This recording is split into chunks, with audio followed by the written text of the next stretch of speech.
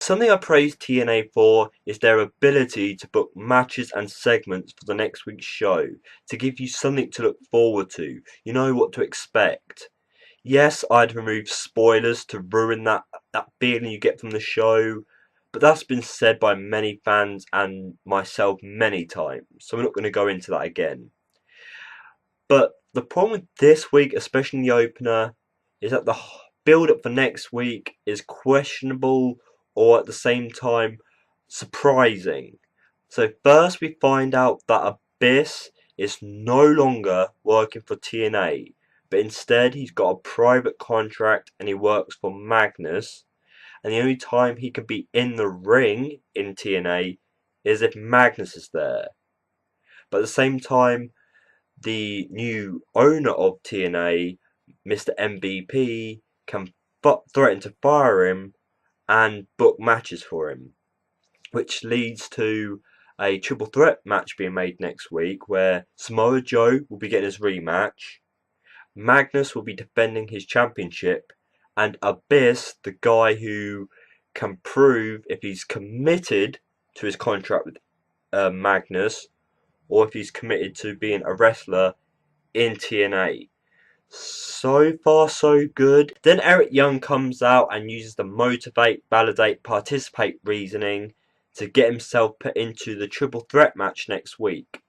And I understand his feud with Abyss gets him involved with Magnus now, and because of the backstage segments and confrontations with Samoa Joe, the match this week and his involvement in the match next week helps to back his reasoning up, but I don't really want to see a character or a wrestler like Eric Young being put in a main event place, especially for the World Heavyweight Championship. I would have been quite happy if they delayed the Eric Young thing and just did the triple threat. It would have made more sense and it would have built up, in my opinion, a better story. The Eric Young thing could have came later, or at least in a different way than this. But we also get the fact that MVP, even though he's now the management role, he's still fighting. So there's so much in the opener that is questionable, but it has done its justice for building up next week's show. As much as it is a shame that TNA made the Wolves' first title win absolutely horrible and no proper meaning to it, they've moved them on to the bigger part of TNA, the main event, to a point where the Wolves as a tag team have defeated the World Heavyweight Champion. And even if it was more because of the Abyss and Magnus storyline, it was still a big moment for them, I'd say. Going over to the Abyss being unhappy with Magnus, because Magnus's reasoning, as long as my title's not on the line, I don't care if I lose. And Abyss, on the other hand, doesn't like losing. So the tension's there, pushing forward to the match next week. So this match, the outcome, I think it did justice for them all. The match weren't bad, the outcome was quick, but it still did a big thing for the Wolves as a tag team and the storyline going on to next week. And possibly the breakup already, or in future, of Magnus and Abyss. Okay, Eric Young has proven they can go one-on-one with the bigger guys in the wrestling companies, hence the feud with Abyss. But when it came to the match with Samoa Joe, I was expecting more of a beatdown, a quicker frustrated Samoa Joe to get the job done, than parts where Eric Young was actually showing a forceful fight against Samoa Joe. I know you want to build Eric Young up to the match next week, but believable reasoning, I think Samoa Joe should have came out more crazier and got the match done differently or quicker than he did. The way it finished though, it was a sleeper hold. Eric Young, in a way, was put to sleep. So why would the referees, oh, he didn't tap out? Isn't Samoa Joe's move more of a submission sleeper hold? So what Eric Young did was perfectly fine, and Samoa Joe coming up the winner was the right choice. But I guess it was more about Eric Young didn't technically tap out, so he's still looking strong in a way because he didn't tap out Samoa Joe's finisher, ready for next week. Even though I love and prefer Buddy Ray as the top heel of TNA, he's still awesome on the mic and he's still a dominant guy for TNA. Especially when his first feud as a top face now is against Bobby Roode, the top heel of the company. I guess it's acceptable. And the thing when Buddy Ray was mentioning the last thing we need is another Dixie-like character running the show, so I'm glad I prevented Bobby Roode getting his 10% of the company. So true. Dixie Carter was freaking annoying. Yes, it's good to see the management role involved in TV, but Dixie weren't all that solid and great in the ring / on the mic. So they put an end to her and putting someone who's more enthusiastic, putting someone who's a better talker, more likable in some way. I think they've done a right choice by finding a replacement. The feud with Bobby Roode and Buddy Ray, the way they're going to build it up to a tables match, it screams out what Buddy Ray's good at. It screams out Bobby Roode able to take advantage, hence what you do in table matches. When they book this match, I don't know. But I think this is a great start-off feud, especially if it's going to be putting Buddy Ray over as a top face, because he's got a big win over Bobby Roode, or Bobby Roode, that even though Dixie's not there, he's still able to fight his way back up to the championship. Either way, I think this feud, if they continue to concentrate on it, it could be up there alongside a later feud I'm going to be talking about between Storm and Gunner. I guess with the Ace and 8 storyline, it didn't really spotlight or get me interested in Knox.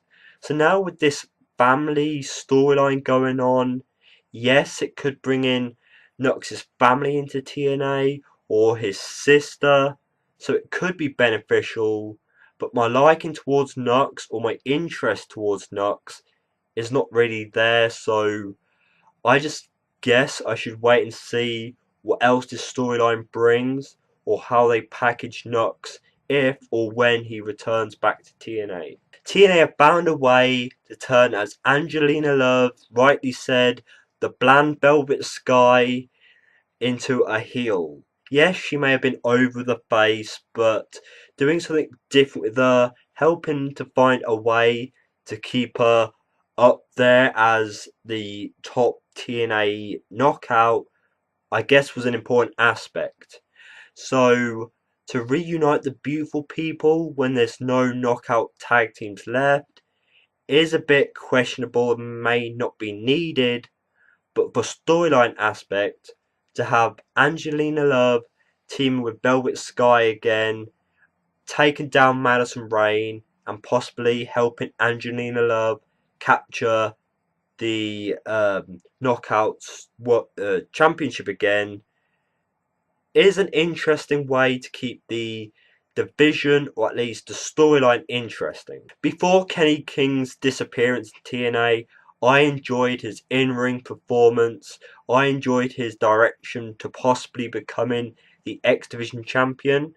So I'm hoping with his return next week, TNA keep the concentration there, keep the booking there, and hopefully have fans behind Kenny King as he builds himself back up to become the next or the new X Division champion. I thought after that stupid Chrissy Hem mannequin thing TNA pulled, they would have ended this Chrissy Hem and Sam Shaw storyline. But no. After Sam Shaw antagonizes and in a way bullies or continues to bully Chrissy Hem, a match gets made where he'll be facing Mr. Anderson in a Straitjacket match. I'm hoping this doesn't get any more weird or stupider as it goes along.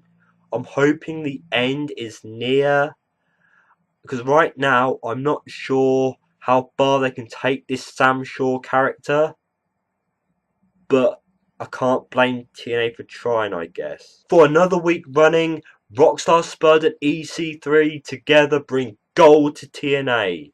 They somehow track down where Willow lives, and they're off to get vengeance for his attacks on them over the last few weeks. First, they go to an old barn where Rockstar Spud gets kidnapped, and the brave and strong EC3 tracks down what I'm guessing is where Willow lives. And the funny thing is, EC3 is still calling him Jeff Hardy, making fun of his new character change. But out comes Willow and attacks EC3. So it looks like it's gonna happen sometime soon, unless they're gonna keep building up ways before the next pay-per-view, Willow versus EC3. While Angle's injured, I guess this is the next best thing. And Willow versus EC3 or Jeff Hardy versus EC3 is not a bad match. Maybe it's going to be a ladder match. So we've got a tables match for Buddy Ray and Bobby Roode. A ladder match for EC3 and Willow / Jeff Hardy. Not a bad concept. And I'm just saying, go with this week and the last few weeks. EC3 and Rockstar Spud segments have interested me. They've been entertaining. Add this new yet old character into the mix. I think they've got something else quite strong good here. I just look forward to seeing how they continue to build this up before this possible ladder or singles match happens. Another thing TNA are doing really well is the feud between James Storm and Gunner. The TNA booking and the creative ideas are really building up a good character for Gunner, a good fan base for Gunner. James Storm is being seen each and every week in a promising role, and they've had video packages hyping up this match. They mentioned the attack on Gunner's father. This match was brilliant. The weapon usage was there. Table spots, like you had Gunner doing a suicide dive, an awesome one, to Storm putting him through a table. You had James Storm having to hit 2 super kicks, but not getting the win over Gunner. Gunner doing a suplex from the top rope onto 2 chairs, like happened at a pay-per-view. And then they both had the same idea, beer bottle smash, but Gunner gets it and picks up the win on Storm after hitting his own finisher. This match was brilliant. I'm glad they saved this for the end. This is a great way to build up a potential Gunner reclaiming the World Championship rematch. But at the minute, there's loads of candidates that are building their way up. I'm actually going to praise TNA for this. All these candidates building their way up to the main title. And WWE are not doing that. We can't name new wrestlers or new characters who are being built up in a strong way for the main championship. TNA are doing a great job. This main event, this show has proven that. Bravo TNA. People, please share your thoughts in the comment section below. I've been one half of the British Fist, NJ. What's up? Please, please, please, continue to send in WrestleMania related questions for this year, any year, or WrestleMania in general. Please leave them as a comment to our British Fist Facebook, which will be in the link in the description box below, as a comment to this TNA video, as well as giving your opinions, or whatever way you've got to contact us. Please send us in more questions. Until next time, YouTubers, thank you very much for watching, and goodbye.